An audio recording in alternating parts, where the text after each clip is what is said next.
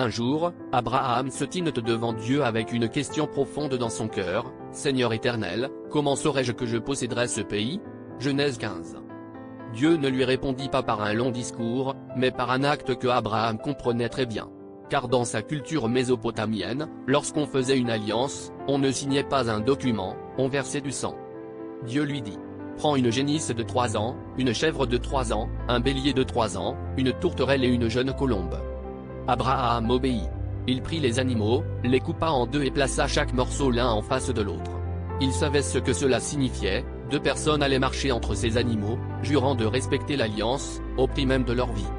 Toute la journée, Abraham resta là, chassant les oiseaux de proie qui tentaient de dévorer les sacrifices. Il attendait. Mais quand le soleil commença à se coucher, quelque chose d'étrange se produisit.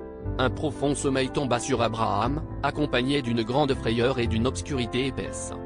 Abraham ne pouvait plus se lever. Abraham ne pouvait plus marcher. Abraham ne pouvait pas entrer dans le couloir du sang.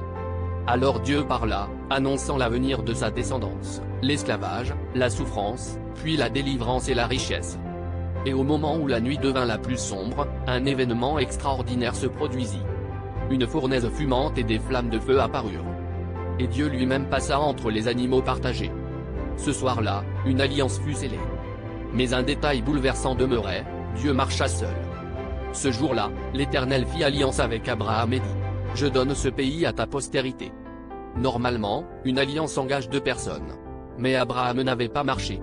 Il n'avait pas juré. Il n'avait pas versé son sang. Dieu avait tout pris sur lui. Plus tard, Dieu donna la circoncision comme signe visible de cette alliance. Pourtant, le problème demeurait: l'homme restait incapable de tenir parfaitement une alliance avec Dieu. Des siècles passèrent. Jusqu'au jour où un autre homme apparut. Un jour, Jésus-Christ porta une croix sur son dos. Son corps fut brisé. Son sang coula. Il marcha là où Abraham n'avait pas pu marcher. Sur la croix, Jésus cria: « Tout est accompli. » À ce moment-là, le couloir du sang fut pleinement traversé. L'alliance fut enfin honorée, non par Abraham, ni par ses descendants, mais par le Fils de Dieu. Aujourd'hui, l'homme n'entre plus dans une alliance avec Dieu par ses propres forces. Il entre dans l'alliance par Jésus-Christ, le médiateur parfait.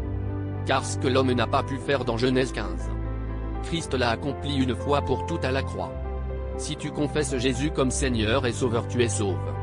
Jésus-Christ est l'homme que Dieu a envoyé pour marcher là où l'homme avait échoué. Il est la réponse de Dieu au silence d'Abraham dans le couloir du sang.